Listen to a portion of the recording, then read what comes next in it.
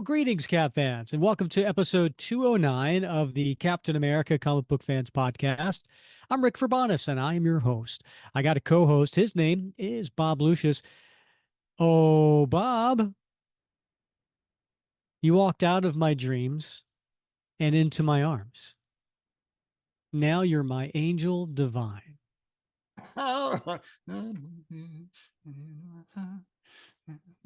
I, I know it, but I can't recall who it is. You're 16, You're you're beautiful. beautiful, and you're mine. Yeah.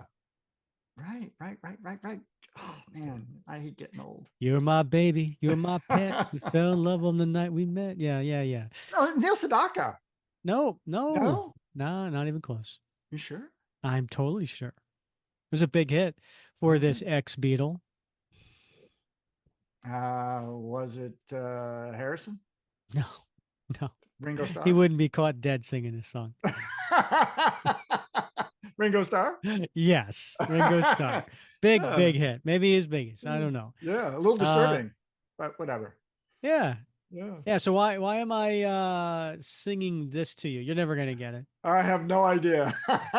Well, it's the story we're covering today takes place in 1974, and this was a top hit in 1974, number 5 to be exact, in January. And so I was looking at top hits of 1974. This one stood out to me because none of the others had any connection. But Yeah. there is a young lady, could be 16, that we see at the end of this issue. Okay. And I'm sure there is plenty a comic reader back in the day who had a crush on her. All right. All right. Well, that's something to look forward to anyway. Yeah. All right. Yeah, we are covering today part 3 of the Secret Empire, which is a story that took place from the headlines, really, of what was going on. And if you haven't um, listened to parts 1 and 2, highly recommend you do that first because otherwise you might be a little bit lost here. But episode 201 was the first part of the Secret Empire, and then episode 205 was part 2. And this is our long tail story that we do one issue at a time. We're doing it the second Wednesday of every month. And so here we are at part 3, Bob. Are you excited for it? I am excited for it, Rick. I am. Yes. But I'm so like you threw me over with the greeting that I had to look it up. And it turns out that was a cover song by Ringo Starr from like the 1960s. A group called the Sherman Brothers. Like I could have swore it was written by. I had to know if maybe the It lyrics was were Neil by. Sedaka.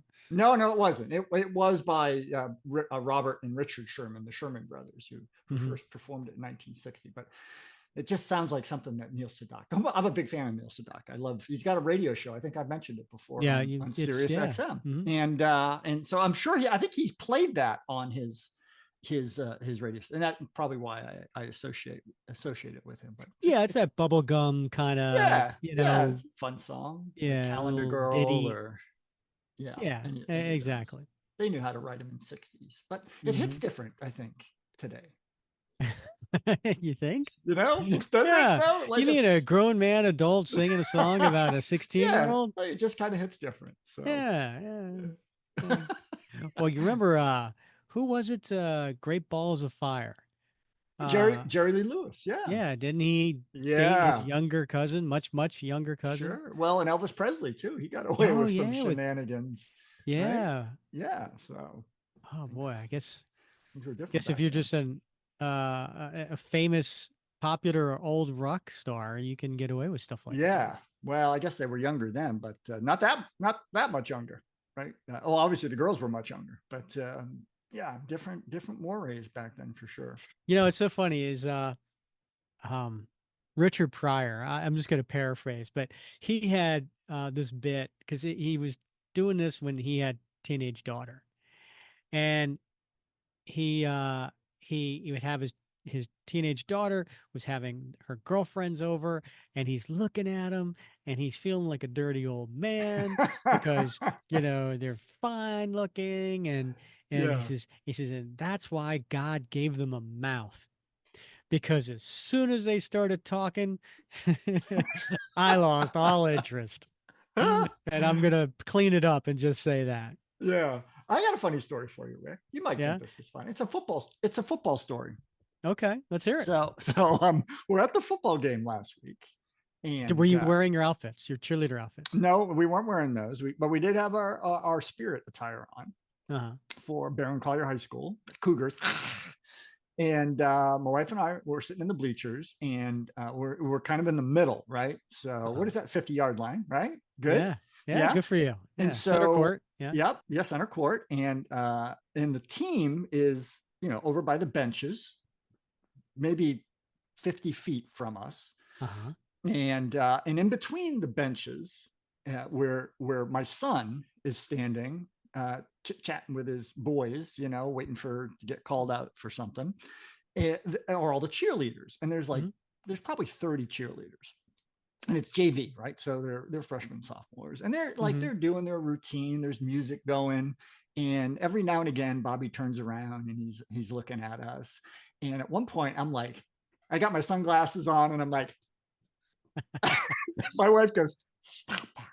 And I'm like, "What? What's wrong? I'm just like saying hi to Bobby." And she's like, Uh-huh. "All those cheerleaders are looking at us, and they think you're looking at them." Oh, because you have the sunglasses on. They I can't got see the where your sun. eyes They are. can't see where and I'm like dancing and pointing, and she's like, they think you're some creepy old guy in the stands, like pointing at him and looking at him and Uh-huh. dancing around. And I'm like, oh yeah, that's weird. Oh So man, I'm having a flashback to that concert I went to. Remember, yes, I where remember I that. Yes. what the girl called me? She she immediately turned around because she backed into me, and I just stood my ground, and then she turned around and looked at me, and then she yelled out, "What's it?" Something like perv or Yeah, right, something, right. but Yeah. it was like I don't know. I was mortified, but Yeah, anyway, yeah. yeah. As was I, and I'm like, oh my gosh, you're right. They probably all think I'm like, I took my sunglasses off. I use them because they're prescription. That's the only reason I can see what's going on the field. It's not because it's bright out, but like, Uh-huh. here's the creepy guy in the stands with his sunglasses on at 7 o'clock at night. Anyway, I'm like, I'm gonna go get a pizza, my nachos. But oh Oh, well. too good. All right, Bob. We got some birthdays celebrating this week. So if you're listening on when this comes out on October 9th, um, today is Jim Starlin's birthday. Nice. I love that name. Jim Starlin. It is a Yeah. cool name, isn't Is it it? a cool name? I mean, you can't get better than Starlin. Oh, I thought you meant Jim.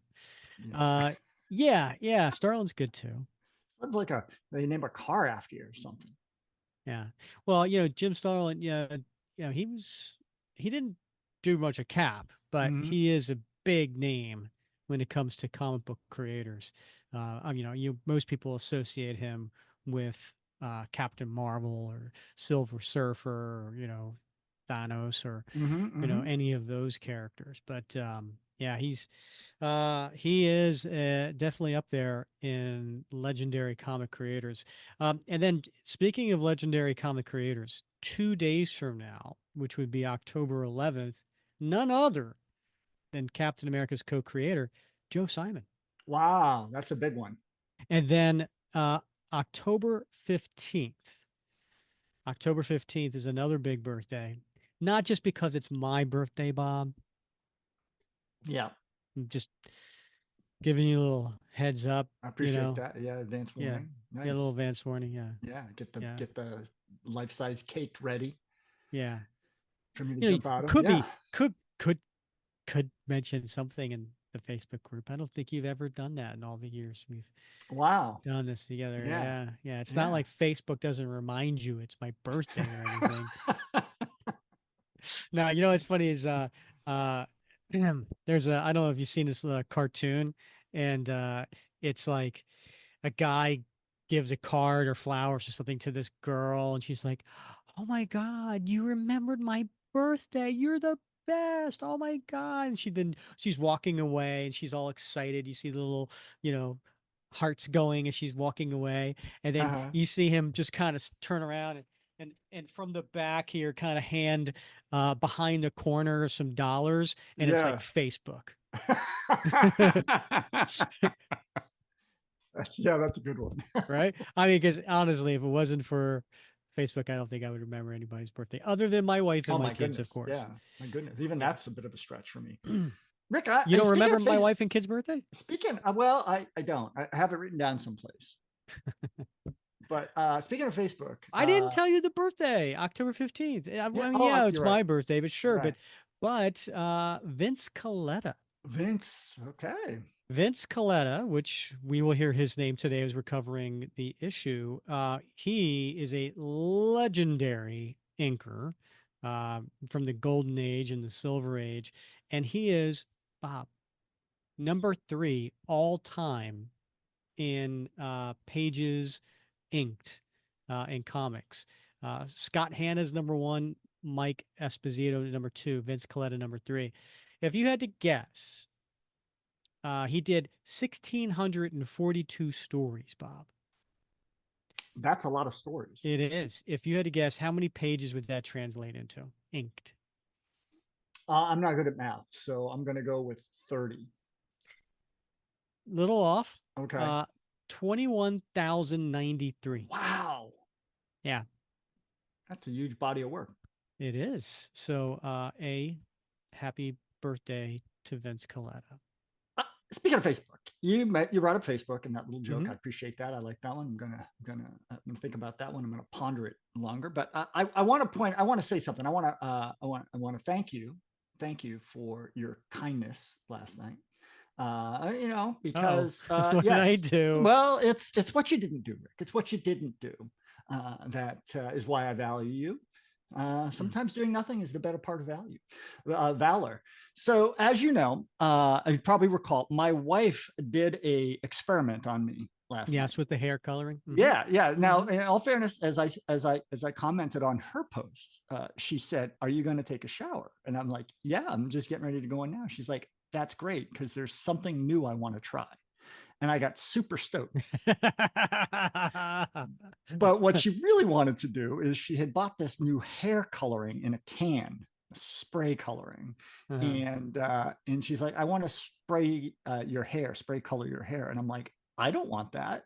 And she's like, "No, no, no, it'll be fine. We'll do a before and after picture, and I will put it on the interweb and take votes." Mm-hmm. And I was like, "Well, this sounds like something I definitely do not want to do." And she's like, "Yes, but you're going to do it because you love me." And because she bought this for herself because she's got a little lightening of the hair. Let's just put it that way. You know what, dude? Do not say that out loud ever again. Do not. Well, it's the reality of it. I know because I'm the one that has to go and get the material at Walgreens.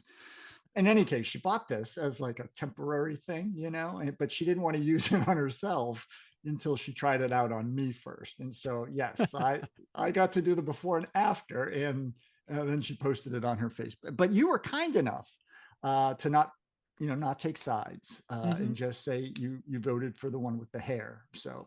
Because I was jealous of the hair. Well, yeah, you did add that too. So I Yes. appreciate that. But there's a lot of ways that conversation could have gone south, right? You could have said it didn't cover up. Is there anything you could spray on for the wrinkles? Mm-hmm. Or the Oh yeah. sagging or anything Oh like yeah. that. There's lots of ways you could have It gone was with a that. softball, just Yeah, lobbed right there, and I went with the self-defacing humor I as opposed appreciated to that. putting you Yeah, down. Yes. yeah. So, but anyway, if anybody's thinking about spray hair coloring, do not do it. Mm-hmm. That's my advice. It takes a long time to get. It says it stays in for until one shampoo. What they don't tell you, that's a 20-minute shampoo. So yeah, it was a long ordeal. A solo, by the way, just to wrap Yeah. that up. So Well, she had you when she said, yeah, she "Hey, I did. want to try something new in the shower." Oh, All right, Bob, should we get to today's comic? yes, yes. Most tax pros leave a message. It's Jane. I'm moving on to a TurboTax expert who beat your price. Adam Devine, tell him how I feel. Hey, tax pro, she's been thinking twice. Best believe TurboTax will beat your price. This is a tax break. Switch to a TurboTax Live expert and we'll beat what you paid your pro last tax season. Make the switch at turbotax.com/beatyourprice. TurboTax full service only. Sign up by 12/20/2024 and file by 4/1/2025. Full details at turbotax.com/beatyourprice. All right. So here we go. Here we go. Captain America 172. And I'm sorry, I totally got that wrong. It's Captain America and the Falcon 172. So as I mentioned before, this has a cover date of 1974. In fact, the cover date is April 1974, but the release date was January 1st, 1974. And the creators are continuing for the most part, the same creators that we had before. So we have Steve Englehart. Now, before, Steve Englehart was referred to as the plotter, and Mike Friedrich was the scripter. But now, Steve Englehart is taken kind of a bigger name in this book, and it eventually becomes a little bit more of a story. It turns out that Fred was Mike Friedrich was helping Steve when Steve was moving. He was relocating over to California, so that's why he's associated with this. But this is really a Steve Englehart story. Penciler Sal Buscema, inker the aforementioned Vince Colletta. Colorist is different for this issue. It's Michelle Brand. Letterer, same as last, Artie Simic, and editor Roy Thomas.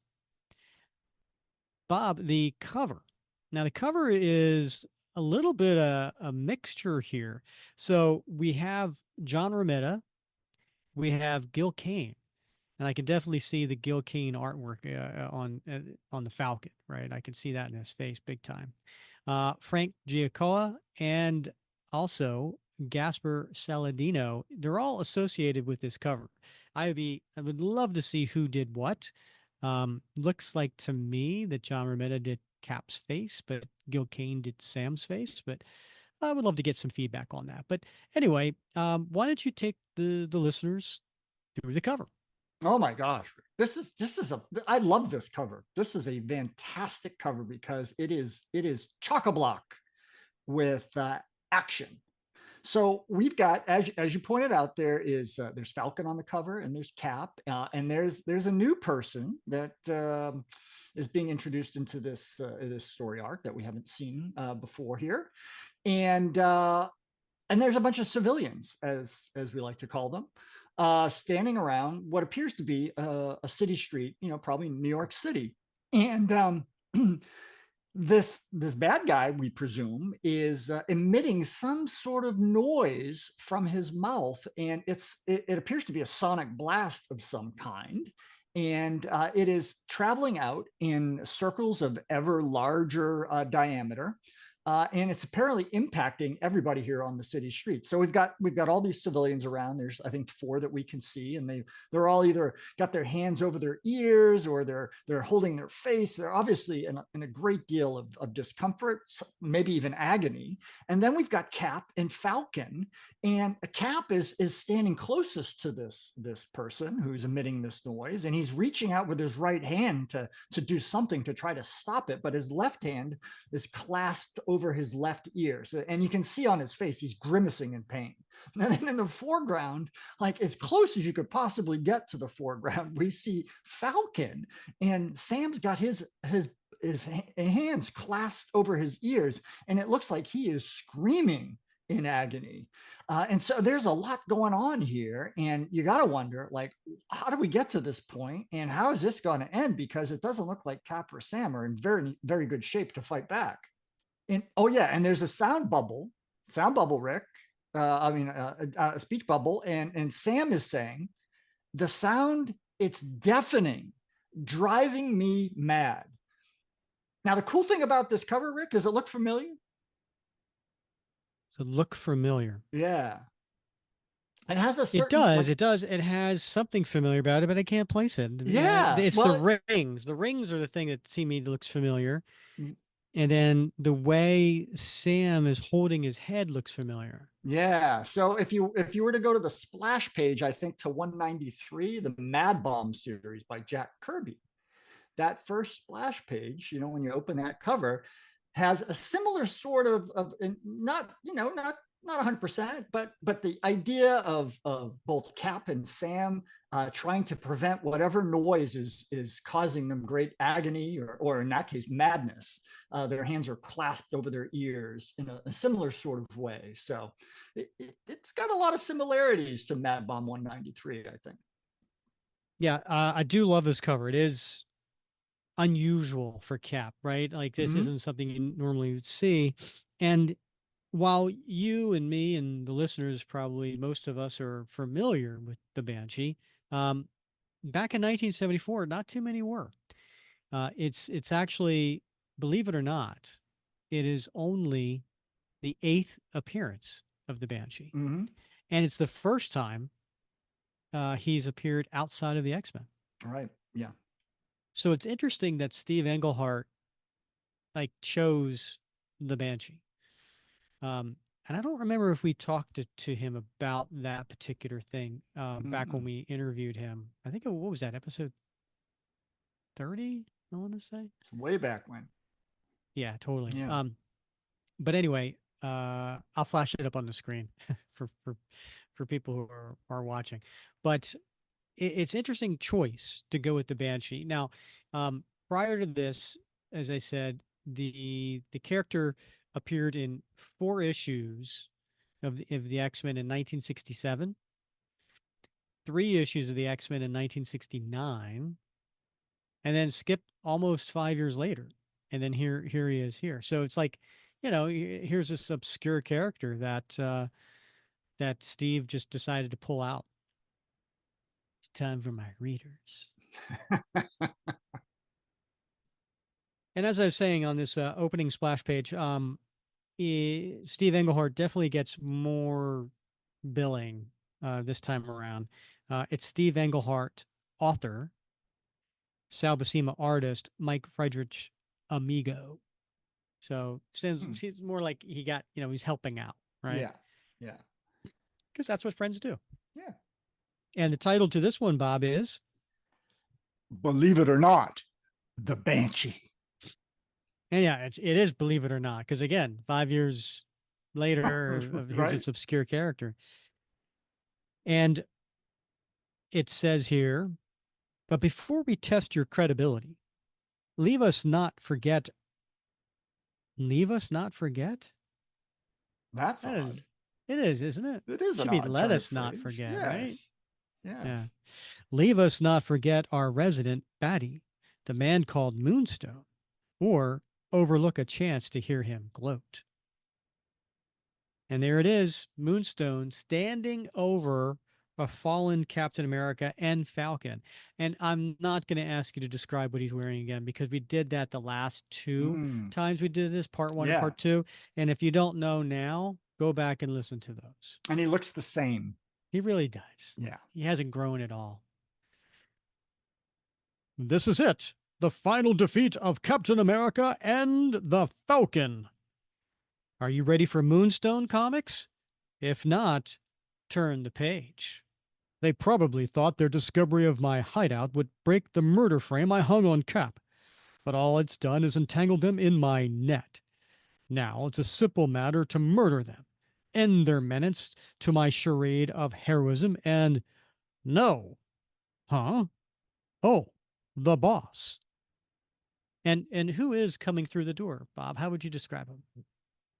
Well, he's wearing a suit, so he's a bad guy. Close cropped hair with a widow's peak and a suit, and yeah, he definitely looks like a politician slash marketing professional bad guy. Hey now. Hey, oh, sorry. Why did you throw a marketing guy in there? Well, isn't this the line of work he's in? Yeah. Okay, But you said he looks like a marketing man bad guy. well, from the 70s, Rick. Like the Mad Men era. Wasn't the Mad Men era, was it? I thought that Was was it? the 50s, Oh, maybe 60s. it was. Who knows? I'm not good with dates. Yeah, I never watched the show. Quent Moonstone. Call me Quent. And don't even think about killing those two. No matter what sort of ad campaign we ran afterwards, their deaths would make them martyrs, meaning heroes. I love how he explained martyrs to him because he thinks he's dumb. Well, To a large segment of the American public. I see your point. People always want new thrills, but death is too oppressive. All right, so I don't kill them. Then what do I do? Call the media, of course, the ones who've demonstrated a bias to our side. Get more publicity, someplace other than here, as you've so admirably figured out. And he's carrying the unconscious Cap and Falcon in his arms and then throws them over his shoulders. And then the next page, we see he's outside in a park of some sort because there's shrubberies around. Thus it is that a short time later in Manhattan's sprawling Central Park, and who's he? He's dragging an unconscious Cap and Falcon, and who's he come across? oh, these are those chaps that we ran into 2 issues ago, Rick. The sanitation squad. Cheese! Don't come popping out like that, boss! I nearly jumped double cheese. Look who he's got with him. A fine crew of stumblebums you are, standing there gaping. You're the sanitation squad. You're the old pros in crime. Well, so far you've acted like the Bowery Boys. Who are the Bowery Boys, Bob? Oh my gosh, the Bowery that was like the 1940s or something, wasn't it? Wasn't that? I think like so. Yeah, a radio show or something. Yeah. But I don't want to hear it. Just see if you can guard 2 unconscious men while I make some calls. It shouldn't be too hard. You do have guns. That guy gives me a very sharp pain. Affirmative, number 20. But they're all like that now. Nothing but ego and power hunger. There aren't any real leaders anymore. Number 12 is right. Guys like MacArthur and Eisenhower, they knew they were men like you. But these new fellas think they're little tin gods. And while the guard's attention wavers, we turn the page, and Captain America gets up and he flips him. 2 blue eyes pop open and 2 blue shoulders heave. This is the second time I've come before you hoods were ready. Impossible. We can't have fumbled it twice. Sorry, boys, but it's basic arithmetic. Now I've got some breathing room, but where's the Falcon? Didn't they bring him? And then there's a guy. He's a guy behind a bush, and he pops out behind a tree too, and he's got a big ass gun, Bob, and he's pointing it at the back of Cap. Yes, he is.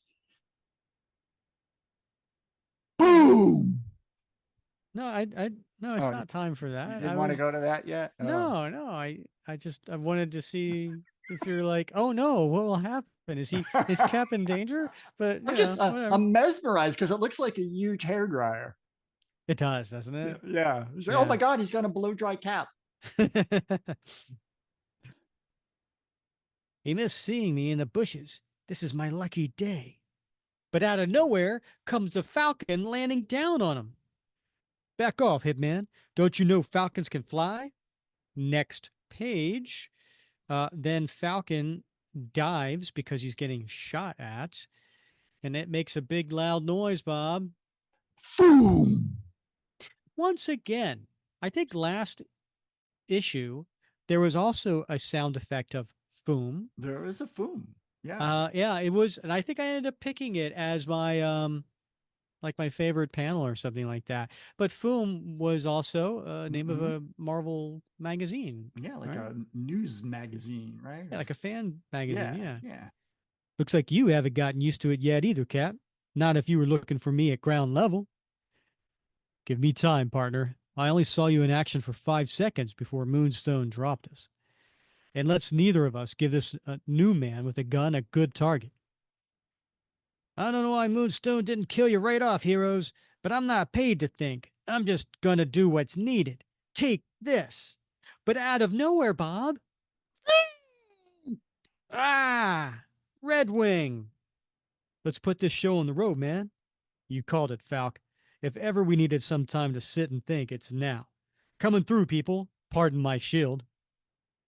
Meantime, down the road a piece. Meantime? Down What the the heck is- road a piece. What's meantime? Meantime. Well, it's Greenwich Mean Time. So, yeah. My dad used to say down the road a piece. Whenever I said, how much further? He would say, it's just down the road a piece. That's interesting. Yeah. Yeah. I mean, I use it now. meantime. Yeah. I mean, meanwhile, sure. Meanwhile, in the Yeah. meantime, you'd have to say in the meantime. In the meantime, yeah. Yeah. And it's Moonstone. Boy, oh boy. In 10 minutes, the press will be here, and by the time the morning papers hit the street, hey, what's that scuffling in the bushes ahead? And we turn the page. No telling in Central Park. And coming through is Cap and Sam, and they just wallop Moonstone and they knock him over, like hit him so hard he goes up in the air and they run underneath him. Yeah. Well, maybe it's something you better not stand in the way of, Jack. Sorry we can't stay, Moonstone, but you've got the law and unearthly powers on your side, and we don't dare risk your capturing us again. They're out of the park. I can't chase them because I don't dare risk losing the fight to them with people looking on and reporters. Reporters! By all that's holy, the reporters will be here any minute now, ready to see that I've captured Captain America, and I'll have nothing to show them. And he takes one of the underlings and holds him up. Well, there's only one way out, you milksop. Smash me on the back of the head. Go on. I need some proof when I tell them Cap jumped me from behind. Then we cut to the next page, and it is a rainy evening as Cap is on a rooftop, and then overhead of him is Falcon and Red Wing. It has begun to rain when Cap and Falk reach Harlem. Now, when I was reading this, it's one thing for Cap to call Falcon Falk, Mm-hmm. right? Because it's like a nickname. Yeah. Right? He just shortens Falcon and just calls him Falk. Hey, Falk.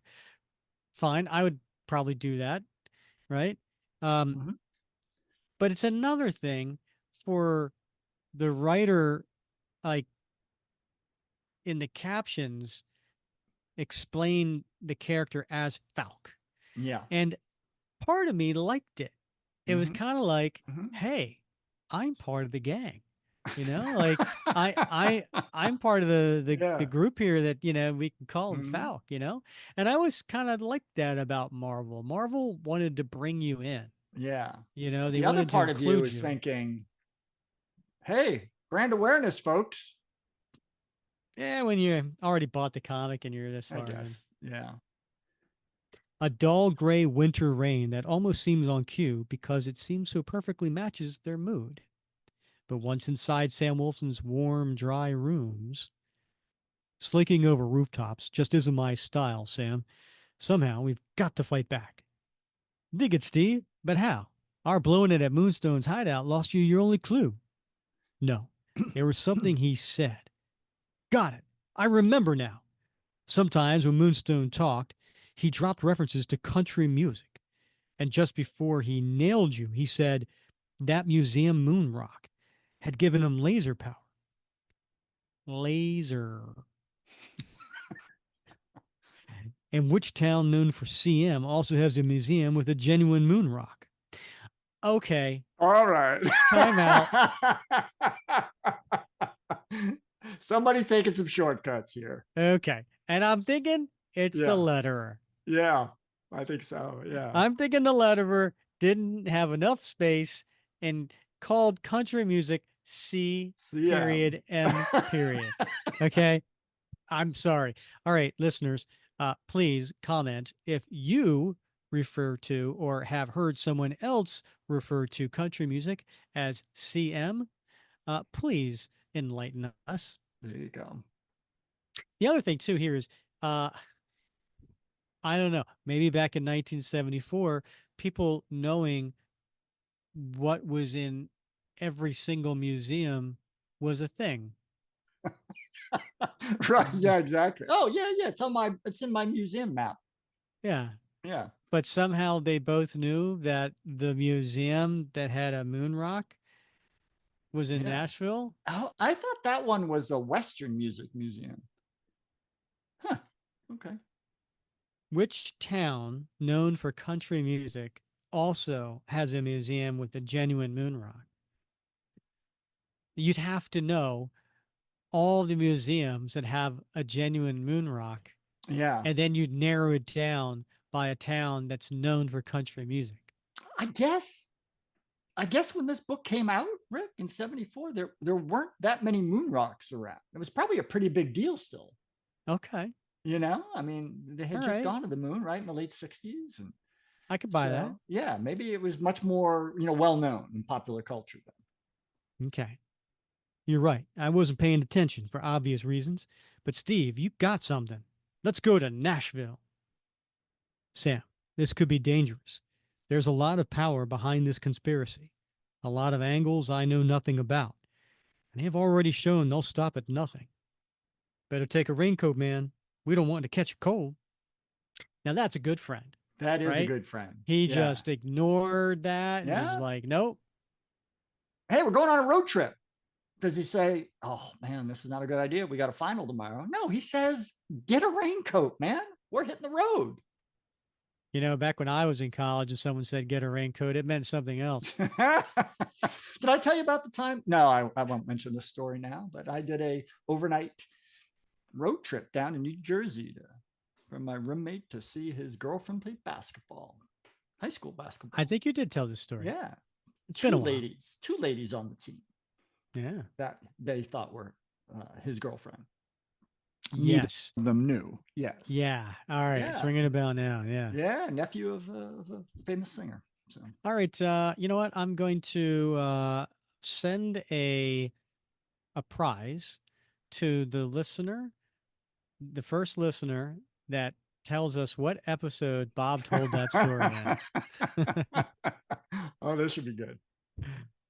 How is it when you're a fugitive with the superhero's traditional lack of ready cash and a long way to go? This is how it is. And basically, they're hitchhiking. And it's Steve and Sam with their masks off and wearing raincoats on the side of the road. And there's a big 18-wheeler that comes up. I don't know if it's an 18-wheeler. No, it's not. Take that back. Yeah, but it it's is like a truck. It's like a 19. Yeah. What? Yeah, it's That a high 220, 221, whatever it takes. Right, exactly. Then with a whoosh, a whoosh of air. Yeah, whoosh makes more sounds than whoosh. Then with a whoosh of air brakes. Howdy guys, what you got? What you doing out in weather that's only good for ducks? Well, we're trying to fly south. You're in luck. Hop in. So, and they're sitting in the front cabin, Steve on the side and Sam in the middle. Must be a bench seat.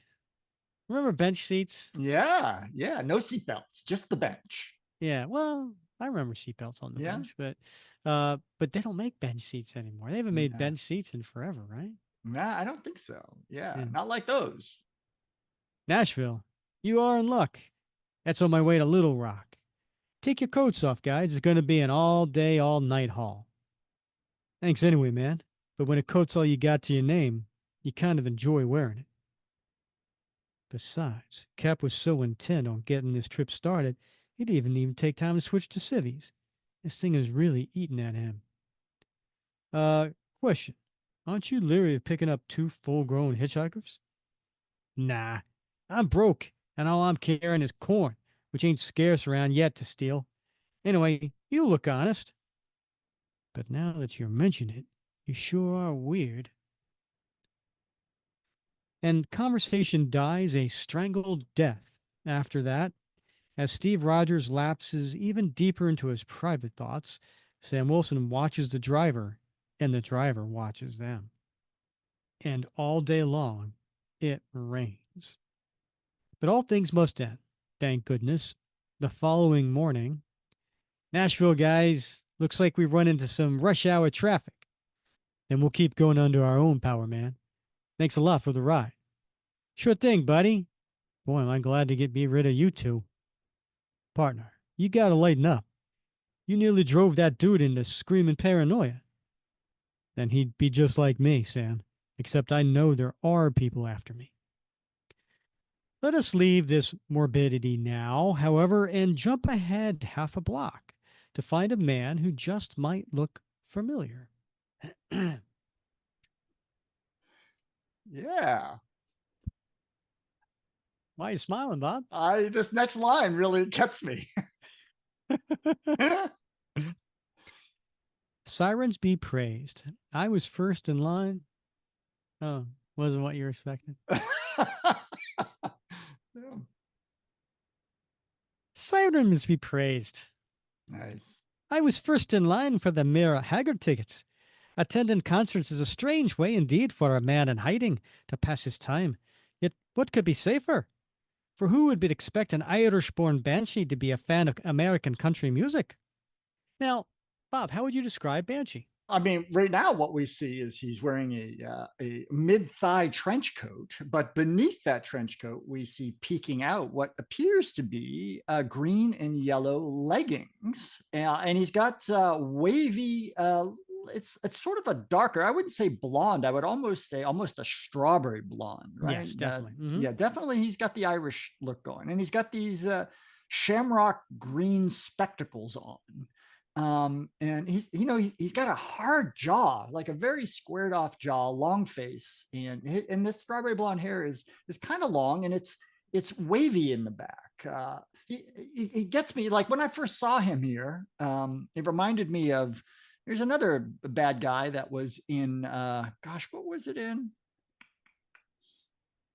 I don't remember. Anyway, it was the descendant of Steve Rogers' revolutionary. Remember bicentennial battles and all that sort of stuff, and Steve's ancestor. There was a guy that Steve fought, a British guy who he killed, and his descendant. I think it was a Kirby story. Anyway, that guy sort of has this look, that sort of colonial wig look. That's what this reminds me of, his hairdo. It doesn't look like a 70s haircut, but he's got a lot of space between his nose and his upper lip. He looks like a Dr. Seuss character. Yeah, right. A lot of space. Yeah, like a Grinch amount of space. And he turns around the corner, and he bumps into Steve and Sam. And with the luck of the Irish, I can avoid those who would seek me out. Hey, wake up, partner. Shakes alive! That costume! The man is Captain America. No. It's Snakes Alive. Oh, is it? You're thinking of the St. Patrick's Day Shamrock Shake. Oh, I am. Yeah. I could go for one right now. You got that on your mind. Yeah. Shakes Alive. Snakes alive! That costume! The man is Captain America. And we turn the page. Big, gigantic splash page. And a big splash page is basically one panel. That's an entire page.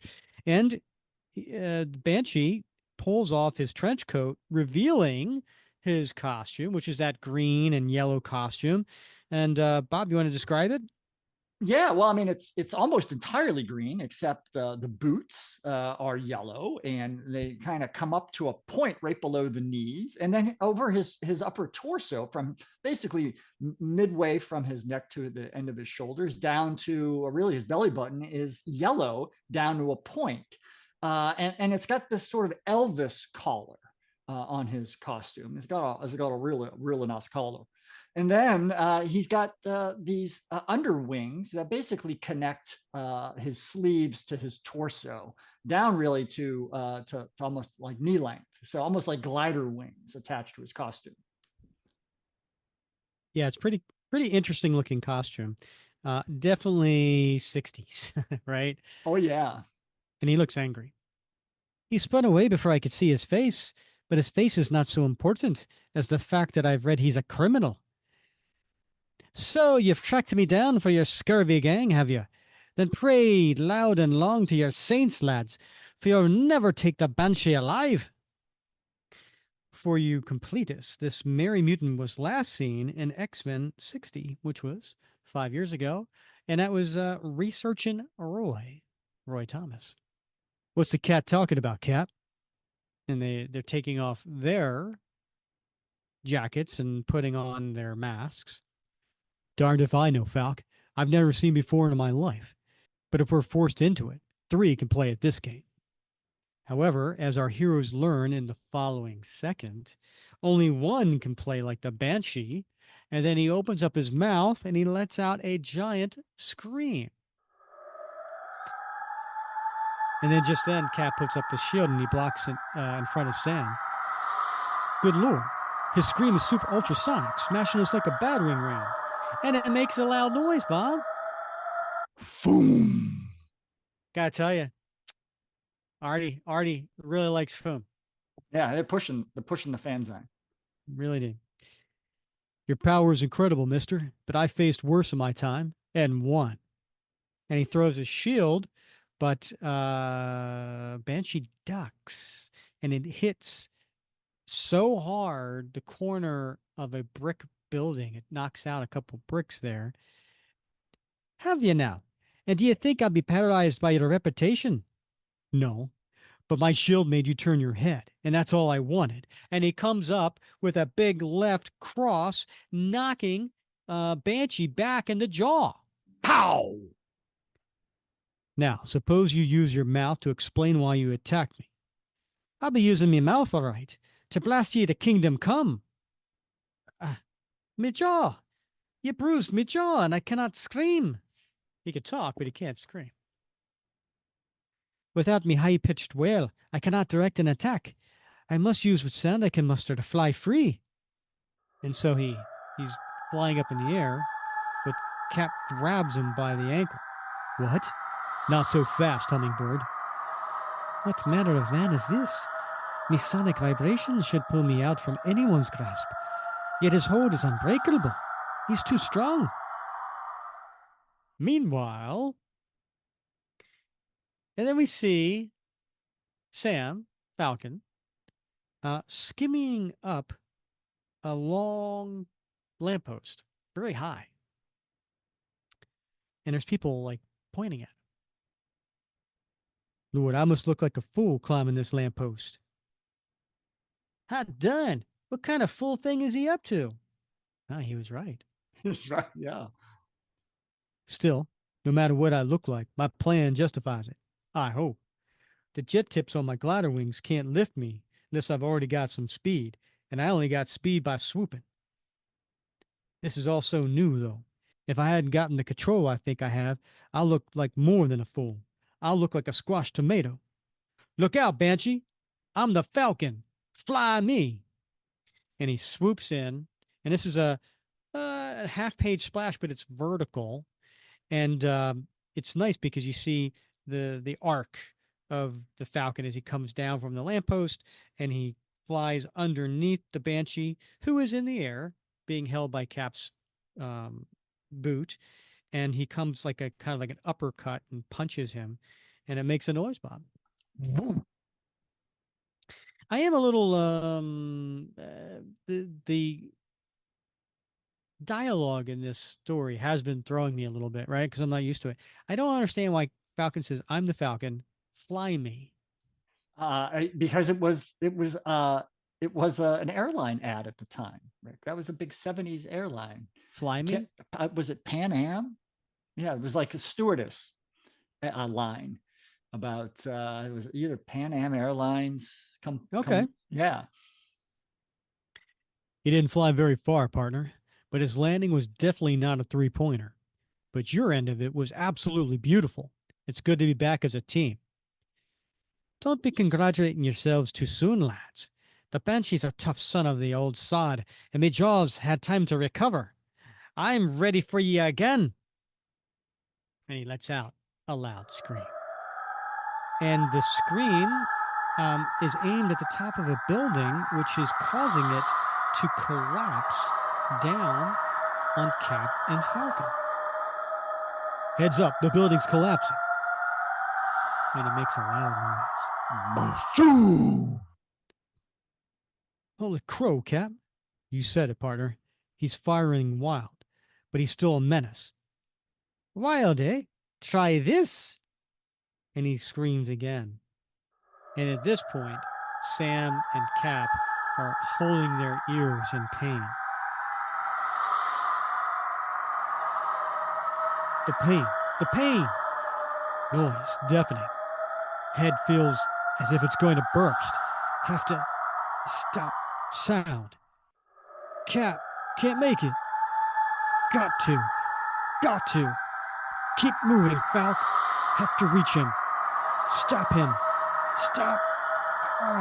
And he reaches so far as to grab Banshee's ankle, but that's it. And I just want to say here, Bob, I realize Sal is trying to show Falcon and Cap on the ground in front of the Banshee, and this is from behind Banshee, so we're seeing it between his legs.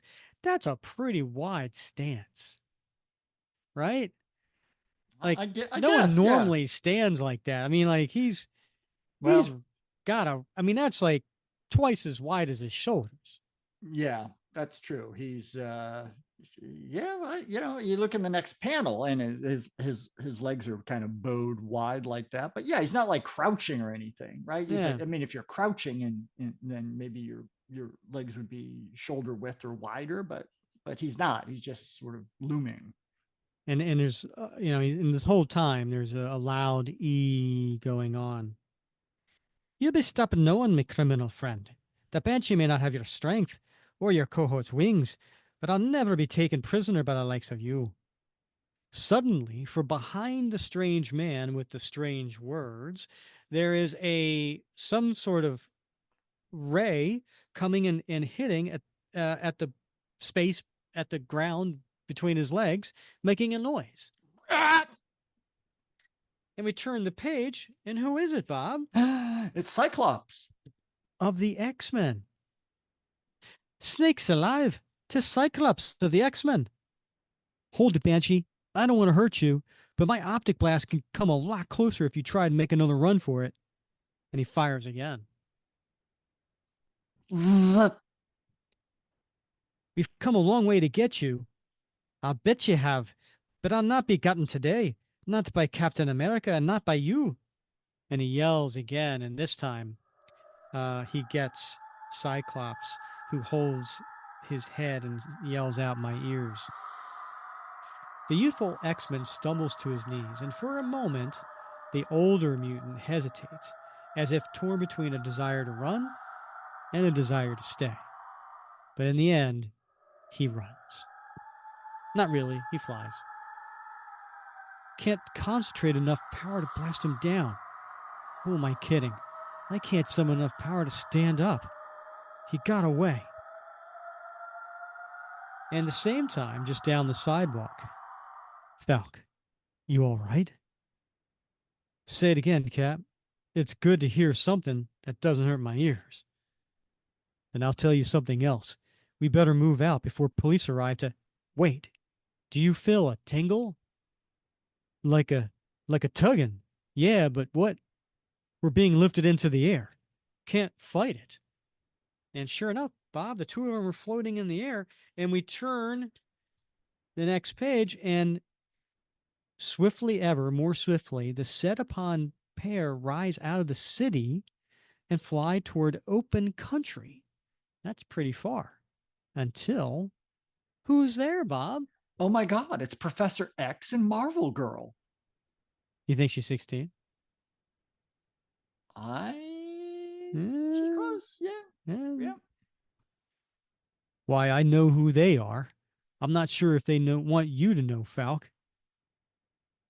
Thank you, Captain America. but the Falcon should be made aware that we are Professor X and Marvel Girl of the X-Men. You should, huh? Then maybe you can let us both be aware why you mutants have declared open season on us. Now hold on. I understand your anger, Cap, but please, listen. What happened today was the reverse of what you think. The Banshee fought you, as he fought Cyclops, because open season has been declared on mutants. All of my other X-Men, many of our allies, and many of our enemies have been captured by a group bent on destroying us. It is difficult to tell friend from foe. The Banshee mistook you and Cyclops for the latter. Look, Professor, I don't want to seem unconcerned, but I have my own problems now. If it's help you're after, it is, and with good reason. You see, I believe the group that hunts you is the same group that hunts us. If that's true, Professor, if that's true, you've got all the help we can give. Tell us more. Dun dun dun. Next issue, The Secret Empire. Nice. Bob, what'd you think of this issue? All right, okay. It was action packed. There's a lot going on here. I mean, Cap goes up against Moonstone, the Sanitation Squad, and Banshee all in the same issue. I mean, that's a lot of action to be had for 20 cents. So yeah, I mean, and that's kind of a surprise introduction at the end of Cyclops and Marvel Girl and Professor X, tying in a bigger story. So yeah, I mean, I think this for 20 cents, you got your money's worth out of this book for sure, even if there were a few words missing. Yeah, no, you're right. It is an action-packed story. I guess it remains to be seen how this all plays out, and how this is advancing the overall larger story. Something tells me the X-Men are going to be a little bit more involved now, which will be really interesting. Speaking of interesting, I think you go first, Bob. What was your favorite panel in this story? Oh my goodness. Well, there's a lot of action-packed panels in this story, Rick. But I think I like the one. I think it's around page 15 or something. It's when they first begin to fight Banshee, and it's sort of the bottom panel of Cap and Falcon holding their ears, and Falcon's yelling out, "The pain, the pain!" And Cap's like, "Noise deafening." I like this panel because just sort of the positions of the two characters, they're sort of facing different ways. They're foreground, background, but then behind them is all of these jagged lines of the sonic energy that's vibrating around them, and you can tell that they're in a great deal of agony. They're screaming in pain. So I mean, there's a lot captured in this tiny little panel, but it's really well rendered, and you almost feel for Cap and Sam here. So you get off on seeing other people in pain. Oh yeah, I mean, yeah. This is what you I like. This is that your before? favorite of all the panels in the story. Yeah. The one where they're in screaming in pain and yelling out pain. Yeah, That's the one. Pain. Yeah, I like to see other people suffer. Mm. Yeah. So how about yourself, Rick? Always finding out something new about you, Bob. Oh, good. My favorite panel actually is kind of goofy. I'm going to go with the actual page 22, as it says in the comic on the bottom. And it's the fourth panel, and it's the one where Falcon is climbing a lamppost. That one, it's just goofy. Yeah. It's just totally goofy. Yeah. And then, I mean, it makes sense. Not only is it look silly, but you got Sam saying, "I must look like a fool," and then the guy down below going, "What kind of fool thing is he up to?" I mean, it's so, I don't know. It's just silly. That's my favorite panel. Yeah, you probably wouldn't see that in modern comics, right? Yeah. But, it was a combination of action and fun, a little bit of humor. Indeed. So how about t-shirt worthy? Is there anything that you'd like to slap on a t-shirt? Oh, yeah. Bob, you're going to like this one. I want on a t-shirt. I want page 31, panel 5. This is the second to last page. Okay. And it's Cap and Falcon, and there's rays coming down on them. And Cap says, "Do you feel a tingle?" And Sam says, "Like a tuggin'." So I want that right on my Yes. t-shirt. All right, good. Yeah, that makes sense. That makes sense, Rick. All right, good. Right? Yeah, it's a good choice. Yeah. All right. How about you? What are you putting on a Well, t-shirt? I think I'm gonna go. I think it's like art wise anyway. Page 4, the upper right hand panel. And I mentioned earlier I'm not very good at math, so I like this one where Cap is in the park and he's fighting the sanitation squad, Mm-hmm. and he's knocking them left and right, and he says, "Sorry, boys, but it's basic arithmetic." Mm-hmm. And you see 3 of them just flying through the air. That and he's got one by like the ankle, and he's swinging him around and hitting the other 2. And so that one does it for me right there. I like to All show right. support for mathematics. Yeah. No, I like that. I got the cool in a shirt. It's always nice to see an action with the bad guys flying around, you know. Right? Yeah, of course.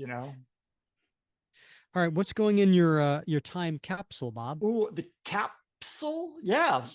Well, Rick, this was a tough one. I got to tell you, I had to really think hard about this one. Like, Mm. what would I put in a time capsule from this? And I have to say, it was really, I think it was like page 3 that gelled for me, and that was when Moonstone shows up in Central Park, dragging Falcon and Cap, and the sanitation squad guys go, "Cheese, double cheese," and then he calls them stumblebums. And so I'm going to Mm. go with the lingo of the early 1970s. It's Um, interesting because I thought the next panel you would have gone because he refers to the Bowery Boys. yeah, maybe the Bowery Boys, but no, I had to go with the cheese and the double cheese, because if you're thinking about a really menacing bunch of bad guys who are in cahoots with a guy like Moonstone, then yeah, they would use language like cheese Yeah, and stumblebums. right.